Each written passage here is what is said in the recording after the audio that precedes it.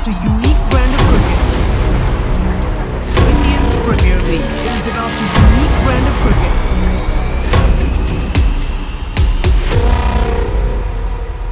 आज के वीडियो में हम लोग डिस्कस करने वाले हैं ललित मोदी आईपीएल स्कैम। हाँ, वही ललित मोदी आईपीएल स्कैम जो एक कामयाबी की कहानी थी और जो खुद को ही गलत मोड पे ले आई। जो पावर है वही संसार है, लेकिन जब उसी पावर का गलत इस्तेमाल किया जाए तो वही इंसान के पतन का कारण भी बन जाता है। ये बात कहीं ना कहीं ललित मोदी की कहानी पर बिल्कुल फिट बैठती है। ललित मोदी आईपीएल का मास्टरमाइंड एक ऐसे इंसान की कहानी है जो अपने स्मार्टनेस एंड शातिर दिमाग से क्रिकेट की दुनिया में एक नया इनकलाब ले आया, लेकिन अपनी बदनामी से उसी इनकलाब का शिकार भी बन गया। पहला कदम, एक फ्रॉडस्टर की कहानी। ललित मोदी का बचपन एक अमीर परिवार में गुजरा था और जहां पैसा होता है वहां पावर और पॉलिटिक्स भी होता है। ये कहानी तब शुरू होती है जब ललित मोदी को 1985 में एक किडनैपिंग एंड ड्रग केस के लिए अमेरिका में 2 साल की सजा सुनाई गई थी। हालांकि बाद में जो उनकी सजा है उसको 100 आवर्स की कम्युनिटी सर्विस में बदल दिया गया था। वही वक्त था जब एक यंग बिजनेसमैन के दिमाग में कुछ बड़ा करने का विचार आ गया, जो आगे चल के एक फ्रॉडस्टर को जन्म देने वाला था। जेल से वापस आने के बाद ललित मोदी ने अपने परिवार का बिजनेस ज्वाइन किया, लेकिन उन्होंने जल्दी ही अपने दिमाग के घोड़े दौड़ाना शुरू कर दिए थे। 1993 में उन्होंने खुद की कंपनी मोदी एंटरटेनमेंट नेटवर्क की शुरुआत करी, जिससे वो इंटरनेशनल प्रोग्राम्स एंड इवेंट्स को इंडिया में ला रहे थे। इससे उन्होंने काफी पैसे कमाए, लेकिन उनके काम करने का तरीका और उनका एरोगेंस उनके साथ काम करने वाले लोगों को पसंद नहीं आया।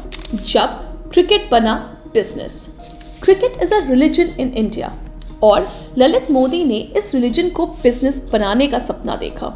उन्होंने देखा कि इंडियंस क्रिकेट के लिए कितना पागल हैं, और ये भी समझा कि लॉन्ग फॉर्मेट क्रिकेट जैसा टेस्ट मैच या वनडे अब लोगों को बदलते अटेंशन स्पैन के साथ मैच नहीं कर रहा है।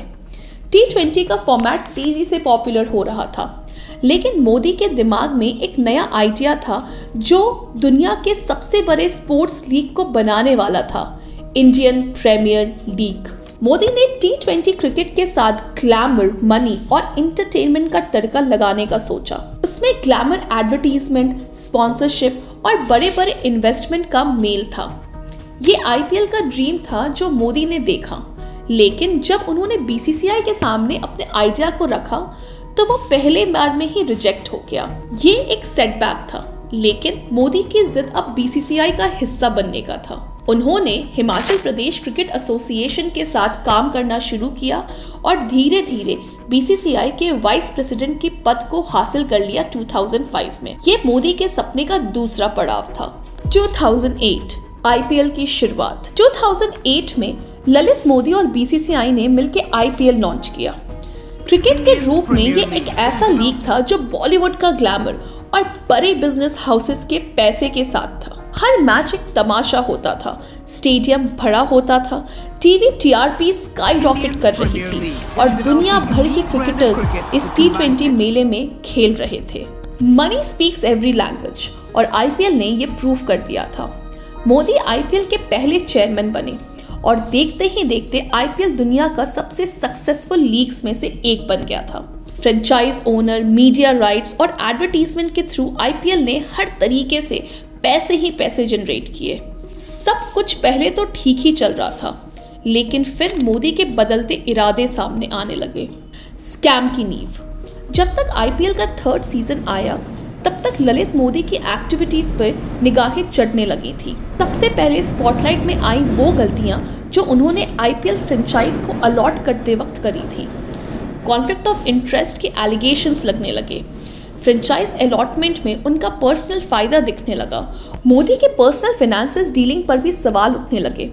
ये एलिगेशंस था कि उन्होंने ब्रॉडकास्टिंग राइट के थ्रू अपने फॉरेन अकाउंट में इल्लीगल तरीकों से पैसे ट्रांसफर किए हैं। फॉरेन कंपनीज का यूज करके उन्होंने अपने फाइनेंशियल इंटरेस्ट को छुपाने की भी कोशिश की है, ये भी एलिगेशंस था उन पे। सबसे बड़ा झटका तब लगा जब Rajasthan royal and Kings 11 Punjab जैसी फ्रेंचाइज पर ओनरशिप का सच सामने आया। ललित मोदी पर यह आरोप लगा कि उन्होंने इन टीम में अपना पर्सनल इन्वेस्टमेंट किया है, जिससे कॉन्फ्लिक्ट ऑफ इंटरेस्ट का मुद्दा और गहरा हो गया।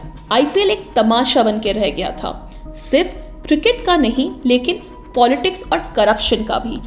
बीसीसीआई का क्रैकडाउन। बीसीसीआई ने तुरंत एक्शन लिया। 2010 आईपीएल फाइनल के तुरंत बाद ललित मोदी को आईपीएल चेयरमैन की पद से हटा दिया गया। मोदी ने अपनी तरफ से भी बीसीसीआई पे काउंटर एलिगेशंस भी लगाए, लेकिन उनकी बात ज्यादा चल नहीं पाई।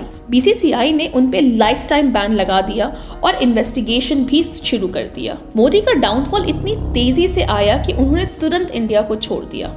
तब से वो लंदन में हैं और वहां पे ही अपने आप को सेफ रख रहे हैं। इन्वेस्टिगेशन में उनके फाइनेंशियल इरेगुलरिटीज भी सामने आई और उन पे मनी लॉन्ड्रिंग के केस भी दर्ज हुए।